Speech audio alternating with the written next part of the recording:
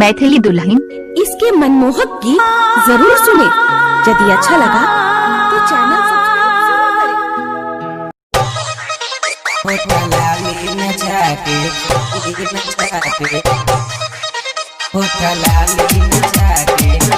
Mixed by Ramu Kamina on the beat.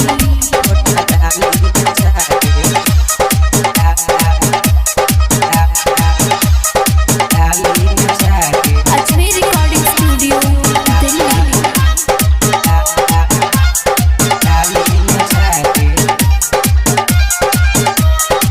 मजा न मिले सकी मोंगा भातार से, काम चलाइब जाके नैहर के यार से। होटवा काटेला खाली दांते भातार, होठ लाली न जाके। होटवा काटेला खाली दांते भातार, होठ लाली न जाके। मजा न मिले सकी मोंगा भातार से, काम चलाइब जाके नैहर के यार से। होटवा काटेला खाली दांते भातार, होठ लाली न जाके।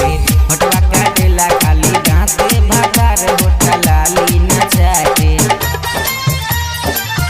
होठ लाली न जाके। DJ Sumit Satish Satish. Mixed by Ramu Kamina on the beat. Ajmer Recording Studio, Delhi. पिया पिया रटेला सोल हो सिंगार हो, कहियो न मन भर करेला प्यार हो, करेला प्यार हो, करेला प्यार हो। पिया पिया रटेला सोल हो सिंगार हो, कहियो न मन भर करेला प्यार हो। देवरा हमर सखी बाटेर छोटे, पलती खेत हमर उहो न जोते। होटवा काटेला खाली दांते भातार, होठ लाली न जाके। होटवा काटेला खाली दांते भातार, होठ लाली न जाके। होठ लाली न जाके। DJ Sumit Satish Satish. Mixed by Ramu Kamina on the beat. Ajmer Recording Studio, Delhi.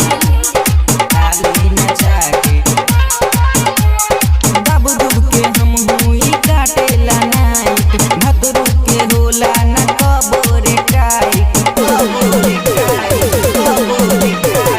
दब दुब के हम हुई काटेला नाइट, भतरू के होला न कबोरे टाइट। चढ़ल जवानी के ना आगे सहाता, गाजीपुर वैया ना कहलो कहाता। लागे ककरोल भर में बाटे भातार, होठ लाली न जाके।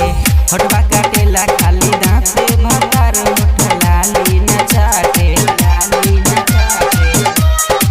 मजा न मिले सखी मोंगा भातार से, काम चलाइब जाके नैहर के यार से।